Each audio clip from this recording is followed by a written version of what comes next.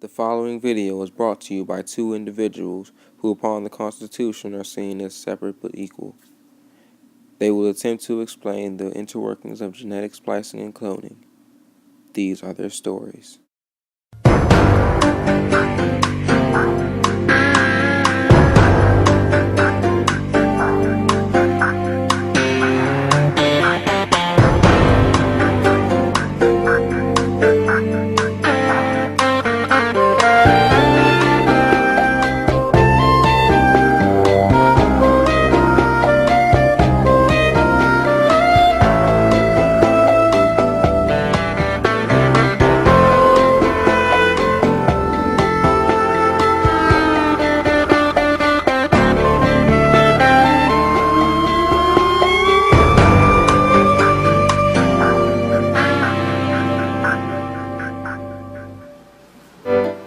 Good morning, class. My name is Tyler. My name is Brianna. And we're The Science Experts. We answer all your questions having to do with science, no matter what it is. Today's topic is, bicycle roll please.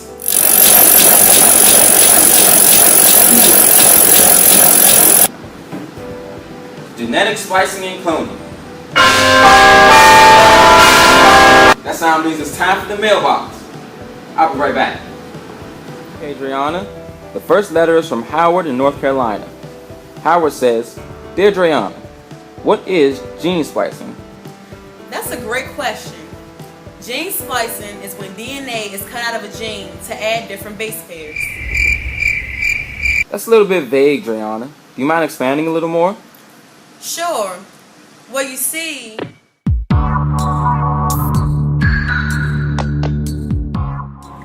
chemicals called restriction enzymes act as the scissors to cut the DNA. There are thousands of restriction enzymes, each one specified for a single nucleotide sequence. Once it finds the sequence in a strand of DNA, it attacks it and splits the base pairs apart, leaving single helix strands at the end of two double helixes. This next question is from Suzanne in Nevada. Suzanne says, "Dear Adriana, what do we actually use gene splicing for?" Interesting question. Well, splicing is mostly used for production of insulin and growth hormone to cure human illnesses. However, it is also used to vaccinate people to prevent illness, such as the adenovirus. The adenovirus is equivalent to the common cold virus. They splice the DNA of the adenovirus and inject it into a person's cells, which means they cut the adenovirus's DNA and add it to the person's DNA. Then it will be attacked by the immune system, and the patient will suffer from a temporary sore throat and runny nose, most commonly cause illness of the respiratory system.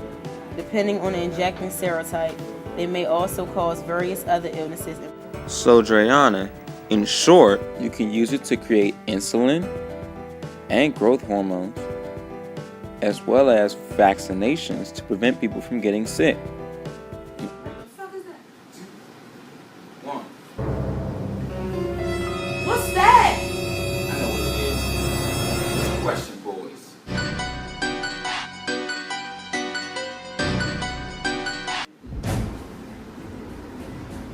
Those Question Boys are always asking too many questions. Don't worry, John. I got this. Alright now, what do you guys want to know? So, like, in the bathroom, cuz? Son, I know you're not in the bathroom, Bob. Yes. I had to find a quiet place. You not in the you in the bathroom. Could you just answer the question?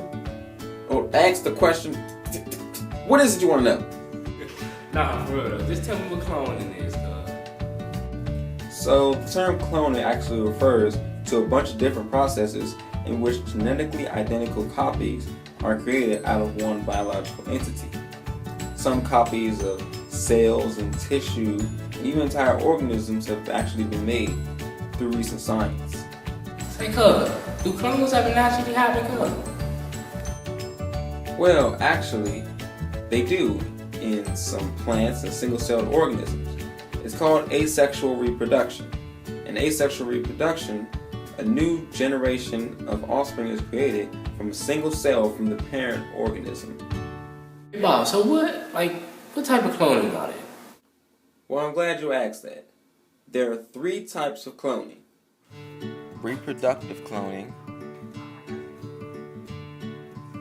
therapeutic cloning, and gene cloning. Reproductive cloning generally is used to produce entire animals. In a process called somatic cell nuclear transfer, the nucleus of an adult male is combined with the egg of an adult female without a nucleus. These two combine and are then treated with chemicals or an electrical current to stimulate cell division. Once the embryo reaches a certain stage, it is then put into the uterus of a female, where it will develop until birth. Therapeutic cloning process is much like the reproductive cloning process, except its goal is not to create an entirely new organism. Therapeutic cloning seeks to create an embryo and develop it to a certain stage to where they can harvest its cells to cure diseases, as well as replace other skin cells that may have been lost in some type of accident. And for gene cloning, it's simply when you copy a DNA segment or a gene. How do you clone genes? Well, for genes specifically, there are processes and procedures in which the foreign DNA or an organism's DNA is injected into a carrier called vector or vectors. Vectors can be bacteria, yeast cells, plasmids, or what have you. And under certain laboratory-like conditions, they multiply and grow. So what are the drawbacks of cloning animals? Well, that's a great question. But for right now, I gotta get back to the studio. But don't worry, we're gonna answer it a little later. Whew. Boy, Leon, those question boys are always giving me a hard time. Oh well, wait a minute. Still have one more letter left to answer. This one's addressed to both of us. It says, Dear Tyler and Drayon, what does the future hold for genetic splicing and cloning? As in, what can we use it for in the future? From Carlton in Florida. Wow, that's a pretty hard question. I think so too. Well, I started.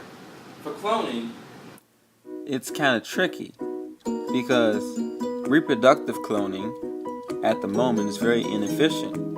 It can hardly produce any clones at all, and if it does produce a clone, it doesn't last for that long.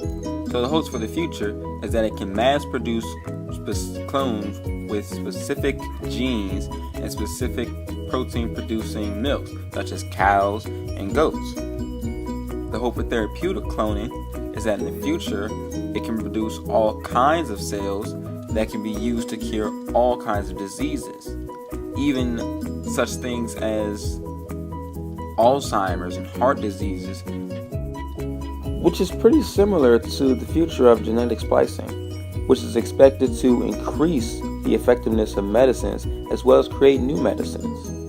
Also, it's expected to increase agriculture and farming because it will implant genes into plants which will allow them to withstand pesticides and be able to be farmed under certain conditions.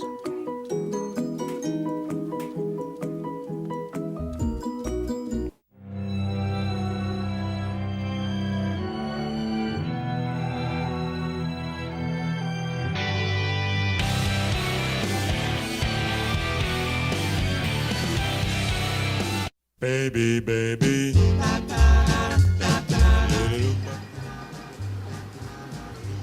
Genetic splicing and cloning. Uh-oh. That sound means it's time for the mailbag. Mail! You should let me do it. My career was something. Alright.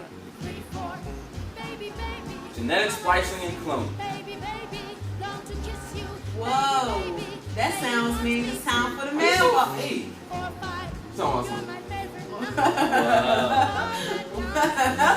am I supposed to do, Tyler? This is scripted. Look around, dude. Look. Uh-oh. Whoa. That sound means it's time for the mailbox. Fucking emotion in it. I don't know how to do that. You do. Fuck it. Baby, baby, I go right to baby, baby.